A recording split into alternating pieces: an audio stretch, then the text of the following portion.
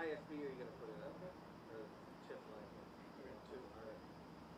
Alright. Yeah, you wanna tell them if anybody's around you that the governor has arrived? Has arrived, he's here. Okay, thank you. Thank you.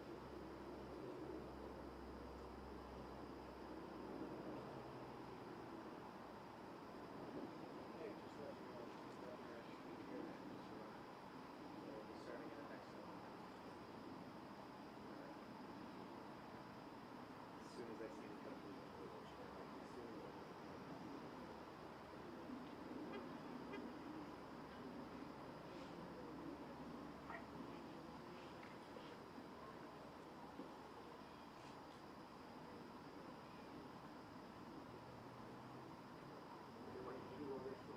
she arrived early, so everybody's here this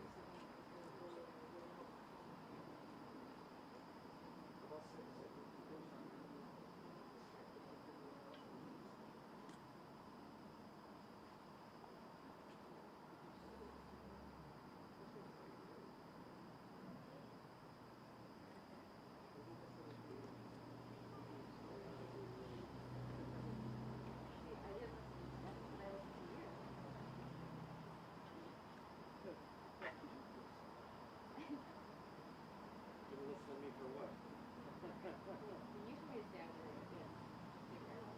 Yeah, I know. Yeah, I told you I'm talking.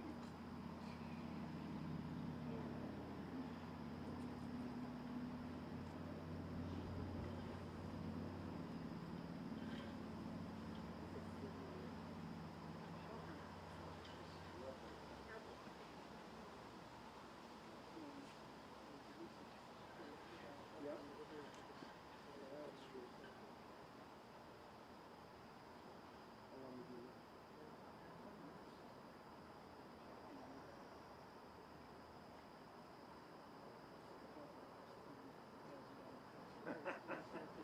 Good for you.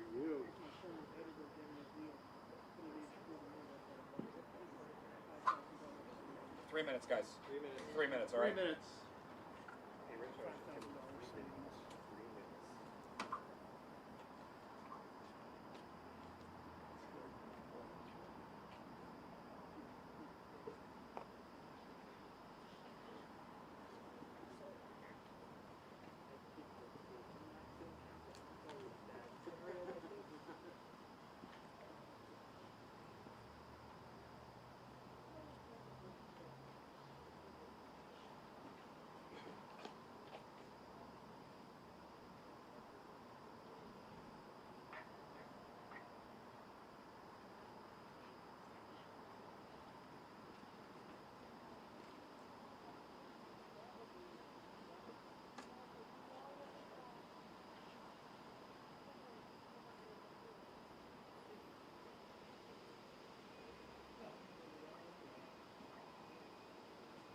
Billy, this mic's okay.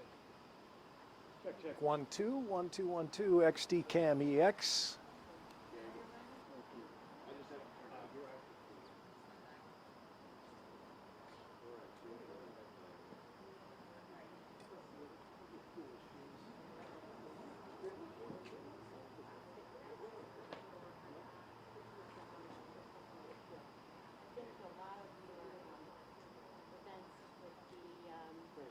Yes. Hey, Yes. I can hear you, You and Rachel. your father. You coming in October? I probably will be with Amelia. You know Eli Amelia? Manning. Oh, really? That's who's going to be there? Yeah. Oh, that's cool. That's cool. Onelia, Greg. Oh, yeah, Greg. He lives in town. Of course. Yeah, what a beautiful town. Yeah, where do you live? Down in Wallingford. Oh, okay. So it's still down that way. You did? Southern. Yeah. Well, kind of. It is. Yeah. So. Oh, we're sorry to have to see you on Teresa. I know. For sure. I know. This has been a, I don't know if it's like a normal 2 years, but I don't think so. When did you take off? About 2 years 19? ago. Yeah, 19, yeah. So people are bailing out after this term. Jeez. Yeah. Really crazy. I think it's October. One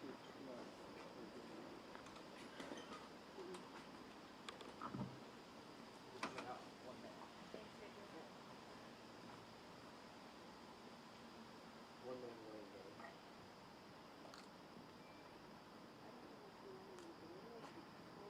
You probably should. You know, stand behind yeah. John and Liz and stuff. Yeah.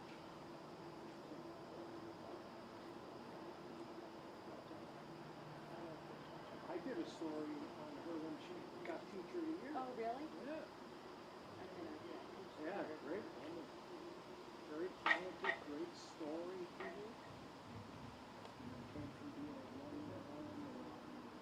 Yeah, no, she's a perfect. Great story. And anybody who puts their hat in the pot to do any of these, you know, awards, it's not the easiest thing for them. Yeah, right? All the credit for the. Even you. Well, I'm on a very small scale. Yeah, but so what?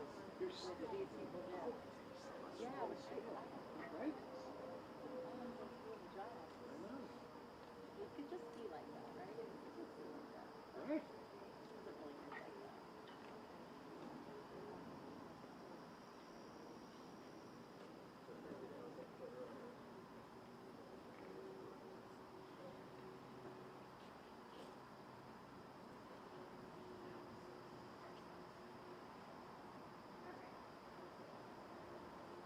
See this.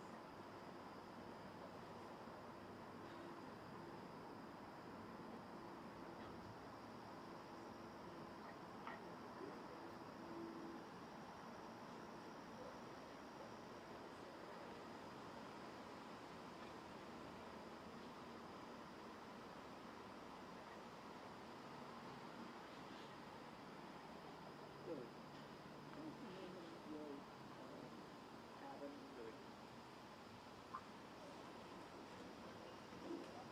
Okay, guys, so put your head down.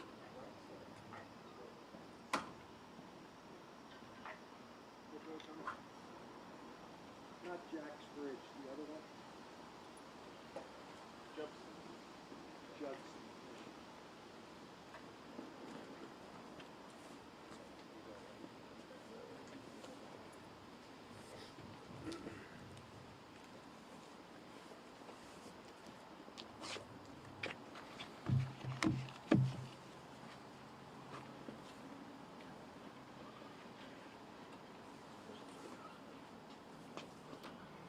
Good afternoon, ladies and gentlemen, and thank you for coming out to Troop L.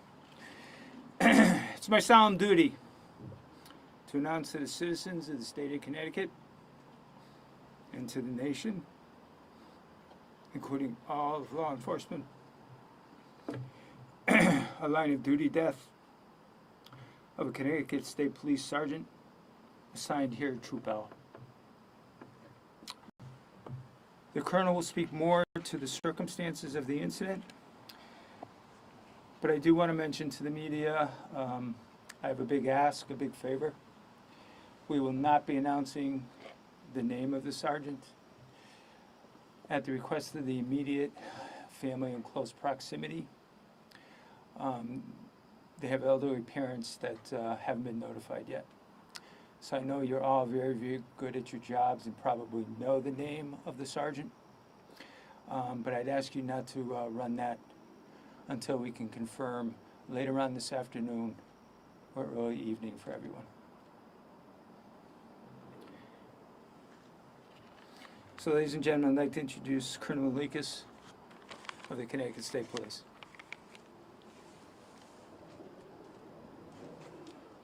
Good afternoon. This is the 25th line of duty death in the history of the Connecticut State Police. We've lost another member of our family. Troop L and every troop is devastated. We'd like to thank all the Woodbury Fire Department, the fire departments that came up to assist, the USART teams, and the Coast Guard and Eagle One. The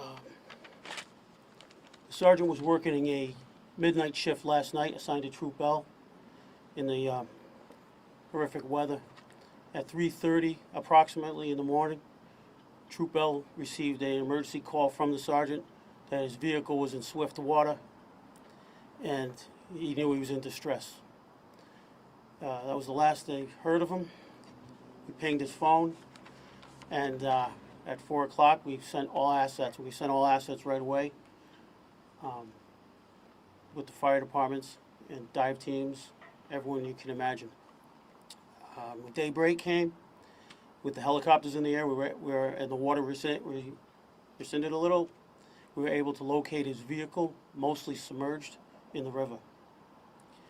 With the help of the USART team and State Police Emergency Service divers, they located the vehicle, made entry into the vehicle with debris, and they did not locate the sergeant within the vehicle. About an hour after that, continued search. The sergeant was located in the water of the river.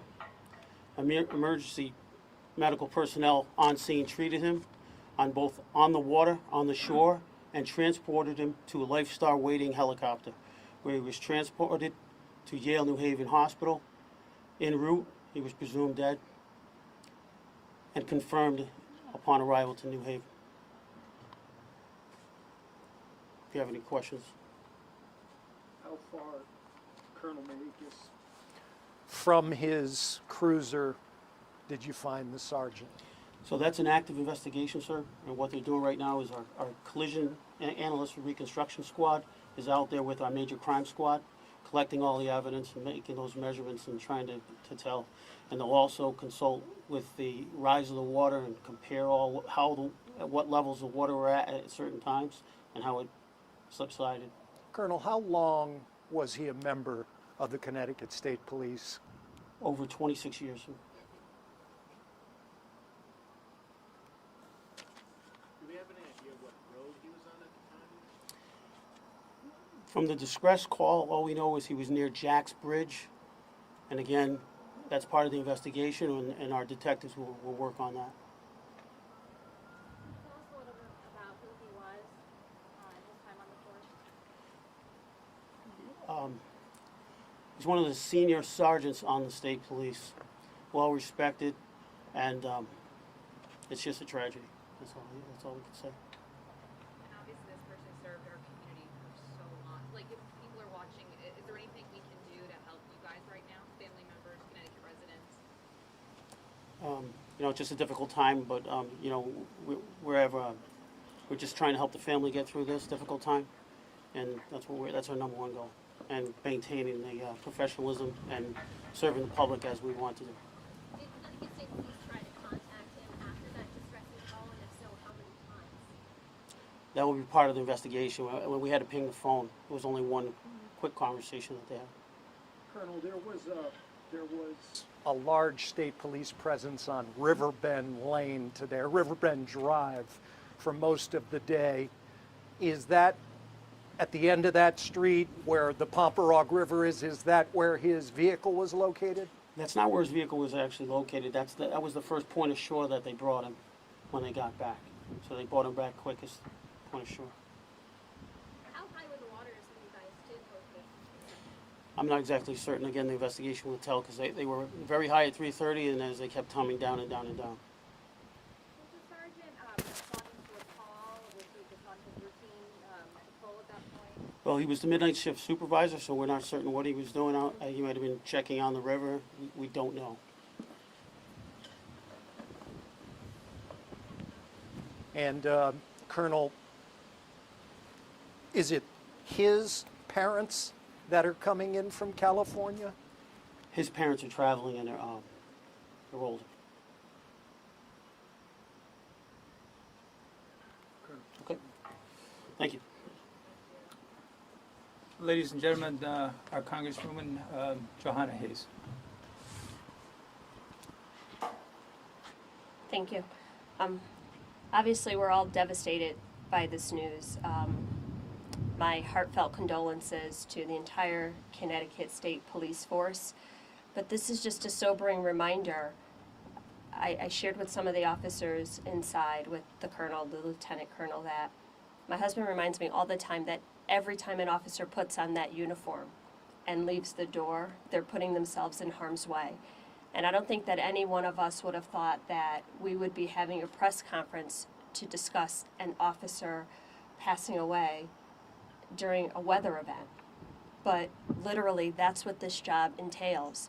Every time they leave the door, leave their homes, there's a possibility that they will not return. So this is just a devastating blow for our community, for our police force, for the family. My heartfelt condolences to the officer, to his family. We have all benefited so greatly by his service. But for the fact that he was out trying to protect us, whether it were a call, whether it were checking on the river, he would have been at home with his family, hunkering down like most of us were doing last night. He would have been at home, you know, making sure that his house didn't flood and that his family was safe, but he was out making sure other people's families were safe. So I ask that we all hold this troop in prayer and the entire Connecticut State Police Force, and just offer whatever assistance we can as a community as we navigate this incredibly tragic event. Thank you. Congresswoman Hayes, can you talk about your husband's service? Well, my husband is he's coming up on 25 years in Waterbury Police Department. But the thing that he always says is, it doesn't matter if he is conducting a homicide investigation or directing traffic. When he has that uniform on, he's in harm's way. When he has that uniform on, he doesn't have the option to leave when other people do. He has to stay to make sure that everyone on scene is safe. And I think that's what we're dealing with here. Just the idea that it doesn't matter where you're assigned or what you're doing. When you have that uniform on, you're in harm's way. Thank you. Thank you.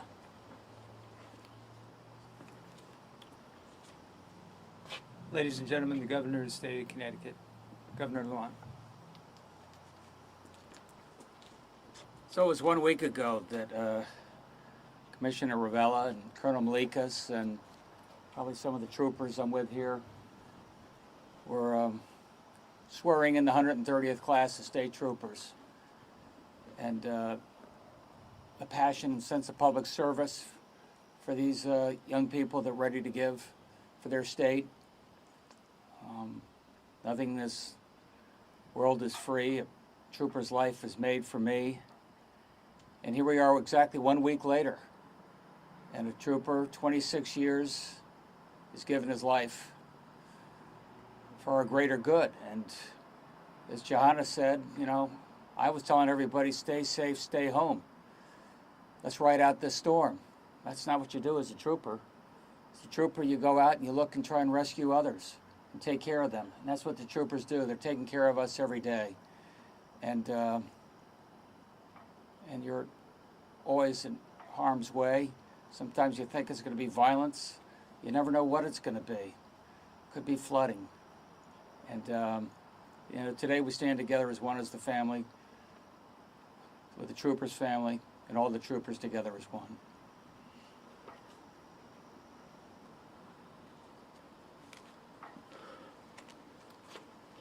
Ladies and gentlemen, if you have any additional questions, we'll take a few of those now.